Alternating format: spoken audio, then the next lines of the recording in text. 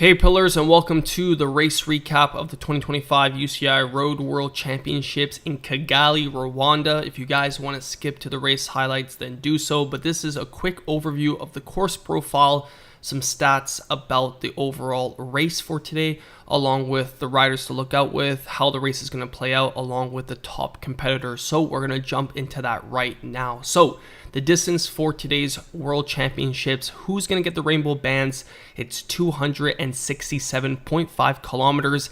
It's in Kigali, Rwanda, Kigali circuit. So it's going to be a circuit race, a lot of elevation for the day. So we have 5,475 meters of total elevation gain, almost going to 5,500 meters.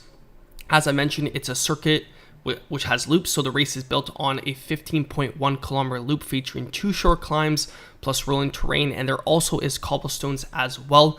So the cobble climb is 1.3 kilometers at 6.3%. It's called the Côte de Kimihurura. I probably butchered that, apologies. But yeah, the climb is going to be brutal, especially with the cobbles. It's going to take a beating on the body, and with that much climbing, that's just insane. And you know, if that wasn't enough, it's going to be at altitude. So the race is 15 to 1800 meters above sea level. So that's just going to compound fatigue and thin air for the riders. So it's going to be a brutal day. A lot of riders are going to have to abandon. Now, the top competitors and teams to watch for today are, of course, the current rainbow champion, Tadej Pogačar. Slovenia has a very strong team. He's going to have support, hopefully, from Primož Roglič. We have Belgium, which is always solid at the World Championships. So they have Remco Evenepoel, and they have other riders that are going to play big support to him. Now, can he hold? And he won the ITT World Champs in Rwanda recently, so he's coming off a good form. We have Pidcock for Great Britain, and then some wild cards are Richard Carapaz from Ecuador, former Olympic champion, and then we have another 2 wild card hitters, which is Juan Ayuso from Spain, along with Del Toro from Mexico. So yeah, I would say the best teams here are Slovenia, Belgium, Great Britain, and then you have those wild card countries. And most likely how the race is going to play out in terms of strategies is that at the very beginning, it's going to be a long day in the saddle. So you're going to have early breakaways, just basically a nutrition type of day where riders are going to try to break away, and the peloton's going to keep it within reach, and that's just going to go lap after lap after lap.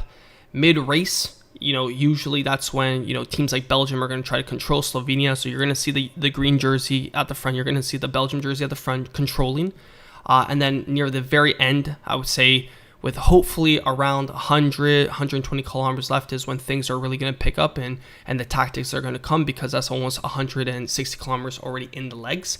And then there's going to be attacks after attacks each lap.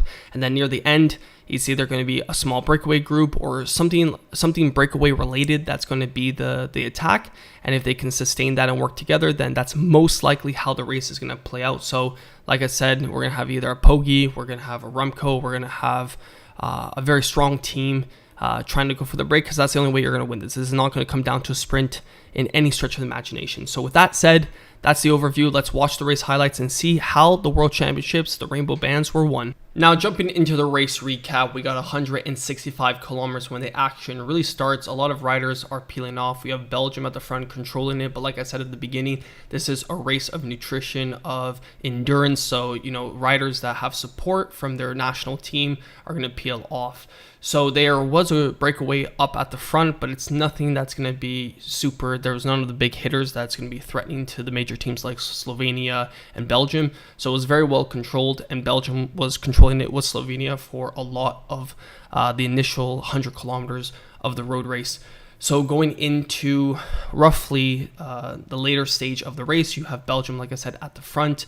You have a lot of riders that are just trying to survive. They're trying to get the nutrition, because every lap, this cobble climb, people were just getting popped because the road quality is not that good. And when you know the road quality is not good, it's going to make riding a lot more effort just to get it done. So you can see that this was the breakaway at the front. And like I said, not a lot of hitters in this group. So we have Poggi. He's there comfortable. Bernal's behind him. He's protected by Slovenia, and they're going up the cobble climb now together as a group. And like I said, the breakaway only had about 2 minutes on the peloton, and that's very easily controlled by the peloton. So no worries there for, like I said, the main hitters.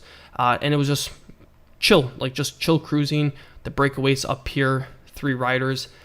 You had a lot of riders that were peeling off. Now, once the peloton caught the breakaway within 20 seconds overhead, you could see that Tadej Pogačar went on the attack. Remco was a couple wheels back, and it's just game over. This is a decisive move, and unfortunately, Remco Evenepoel couldn't respond, unfortunately, and it was just Poggi at the front with Juan Ayuso. So the laziest man in the pro peloton, or the most devious man in the pro peloton, went with Poggi, and Remco couldn't respond. He starts playing with his saddle, pretending that he has a bike, probably a good excuse at the end of the race. But we have Juan Ayuso at the front. He's going full gas, popping a gel, and Poggi's just chilled. Now, this was interesting. We didn't get to see it because of the overhead shot, but we have a Mexican rider, Del Toro. He bridges across, and we didn't get to see that. So super strong breakaway. You have Remco that's trying to chase with the rest of the chasers, but you had Del Toro for Mexico, Juan Ayuso from Spain, and then Poggi for Slovenia. We had Carapaz that was trying to bridge from the Remco group. So it was a really good chase, and this was with around 100 kilometers. And it's during the cobble climb that Juan Ayuso starts going backwards, and he gets dropped. Like, it just shows you the road quality plays a huge role in the overall race. So Del Toro and Poggi, I honestly thought, I didn't think Juan Ayuso was going to pop that easily. You can see the chasers 30 seconds behind, and they're all struggling. So it goes to show you how informed Poggi is, and Del Toro, he's able to stick with it, but just not the same quality in terms of who has the legs for it. So they were rotating really well together, working well together. There's no complaints, and Poggi's just playing it smart. He knows he's going to eventually have to drop Del Toro, but he's not in a rush. They're working together. They have about 40 seconds, and that's a sustained effort that Poggi can really sustain, and there's only about 85 kilometers left. So typical Poggi, roughly with the same style that he won the last World Champs in. So that last 100 kilometers from Poggi, it really works. We have Hindley for Ireland. He was trying to chase, and this is where the chase group was really disorganized, and they're all trying to work together. So there's a bunch of countries represented, and Del Toro looked strong. He didn't look like he was struggling. And we have another unfortunate incident for Remco. He has to go for a bike change. So we didn't get to see it until they replayed it. And it's just like every time there's a big national event, we saw it at the Olympics, Remco always has problems with his bikes. He switches from one bike to another bike to his original bike, and he gets very, very frustrated very easily. He's a big hitter. He's a character. So he gets the change off for his bike. And if you don't want to experience that on a $15,000 to $20,000 bike, then we have Quick Bikes. That's the bike I'm riding, Quick Pro AR1, going for $5,000 USD Durace. They have a lot of options. Link in description if you want to check it out. Helps out the channel, but I want to plug them because, why are you having so many bike changes on an S-Works SL8 for above $15,000, $20,000? That's my bike on screen right now, and I'm loving it.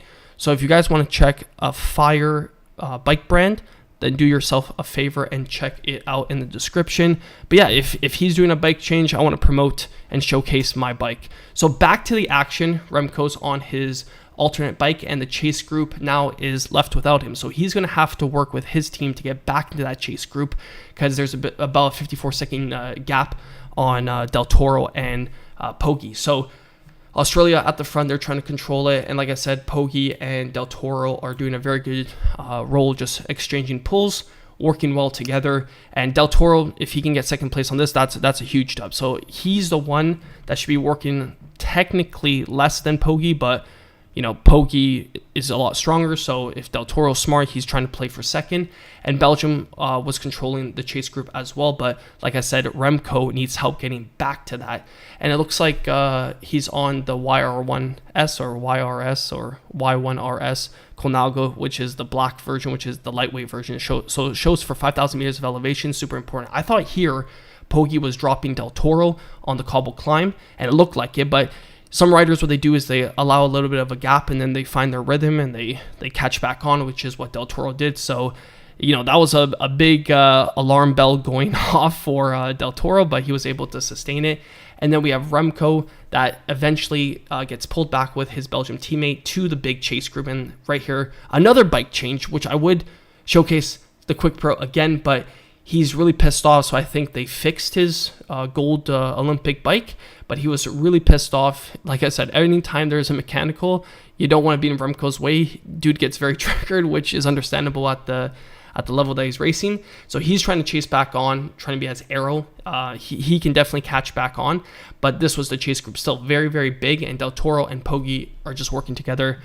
You can see Belgium teammates. That's why it's important, if you're a heavy hitter, to have support. So if you have a mechanical like that or something that goes wrong, you can get pulled back. So Poggi looked very, very strong. He looked like he was towing Del Toro, and we have Hindley in this breakaway. So now there's like 4 breakaway groups, 4 breakaway groups. Evenepoel's and chasing a lot because of that bike change, and then you have Hindley and 2 other riders at the front, and then Del Toro here with about 64 kilometers. I didn't see the attack. He just doesn't have it in his legs, and he gets dropped. So he doesn't get dropped on a climb. He just gets dropped because Poggi was just sustaining a crazy sustained effort, which is very much a Poggi style sustained attack, and drops him, not even on a climb. So goes to show you how sustained Poggi can be, and Del Toro joins the chase group. So Del Toro is joining the chasers, and we have Ben Healy with Scalmose at the front. So they were strongest one in this breakaway, and like I said previously, Remco was able to latch back on, and with 62 kilometers, 55 seconds from the chasing group, we have Poggi that's just cool, calm, collected. He's doing his thing at the front, and that's one thing with Poggi, reminds me of MVDP when it comes to these long attacks. It's kind of like a TT, but like obviously a sustained long climbing TT where they can get into a position, they can get into a rhythm and just sustain it. So in this chase group, Remco goes on the front. The gap is going down, so Remco takes it upon himself to really create a split, and that's when we see Remco with Healy, Scalmose, another Australian rider, I think that's Jai Henley, and then Pidcock. So it was a good, strong chase group that was chasing Poggi, but Remco, if he's going to want to win this World Championships, he's going to have to do everything he can to chase Poggi. So Poggi has about 1 minute and 3 seconds, so with the hitters like that, it's crazy how sustained, yet again, Poggi is able to be arrow. The effort, just the overall aura is just crazy. It's like MVDP, just those long attacks that they sustain, it just works. And on cobbles, Poggi has that ability as well. So just basically a cat and mouse game in terms of the chase group chasing. Remco's the hungriest one. He's like full, like you could just see the aura beaming off him. He's like, I want these rainbow bands. I don't want Poggi to be a double world champ. I want to be a double world champ. And Poggi, cool, calm, collected. So that chase group is the only chase group with 47 kilometers that's going to even touch Poggi in terms of catching him. And Poggi, this is his style, create the separation with 100 kilometers to go, battle of nutrition, and just the mental game of staying in the lead, keeping that effort sustained where Del Toro couldn't sustain it. Juan Ayuso couldn't, so it shows you how aggressive it is. And then Remco, same thing here. So Remco's with Scalmose and Ben Healy, and if he's going to want to catch Poggi, he's going to have to do the most work and probably drop them. The crowds in Rwanda, also big shout out. Crazy to see the development. Love to see it. And Remco's going to have to play his cards right. When is he going to launch? We don't know. 38 kilometers left, 1 minute and 2 seconds.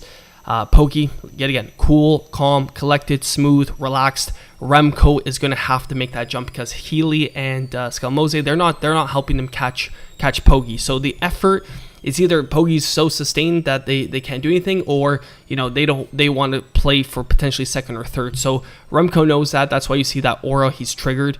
Poggi, yet again, just chill at the front.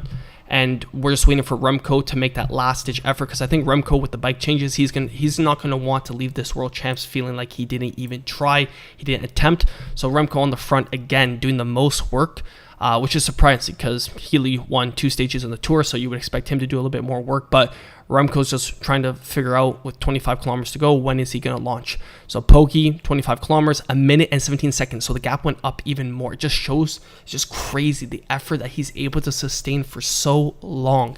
Remco at the back, we're just waiting for him to decide, and that's when he goes. 20 kilometers to go. He drops Scalmose and Healy, and 1 minute and 17 seconds. He's like, screw this, I'll do a TT for 20 kilometers. And maybe that's what he was waiting for. What would be the sustained effort that he felt comfortable with? Maybe it's 20 kilometers. He treats it like a TT, where not every rider can do 100 kilometers basically solo like Poggi. So the only other rider I can think of off the top of my head is MVDP. So it's a very rare thing. Like, this is where GOAT conversation yet again comes in for Poggi, coming off the tour, coming off last World Champs. And if he can win with 12 kilometers left to go, I think Tadej Pogačar is the GOAT of cycling. The crowds, yet again, amazing. You love to see it. Super positive. And Poggi, 9 kilometers to go. The gap goes up again to 1 minute and 29 seconds. So yet again, insane to see that Remco tried his best to close the gap. That's why he had to drop Healy, because if he dropped them, they definitely weren't going to close the gap.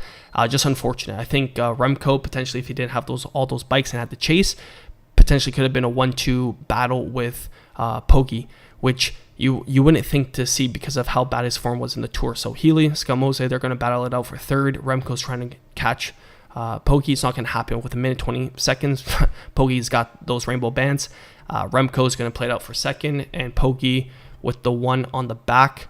You love to see it, and he's just going for the double world champ aura points, and he's just going 2 kilometers left to go. And Poggi on that Y1RS super lightweight bike. It's crazy. It's the black version, not his white version. So he's just going to sustain it. 1 kilometer left to go. 1 minute and 32 seconds. The gap unfortunately went up basically again. And the crowds are amazing at the finish line. He looks back. Poggi knows that he's just won back-to-back world champs after the Tour. Pink glasses, iconic. And he's coming into the finish line to take the rainbow bands. And he does it in Rwanda. Huge aura by Pogačar. And we have Remco pissed off as ever, going for second place. He's pissed.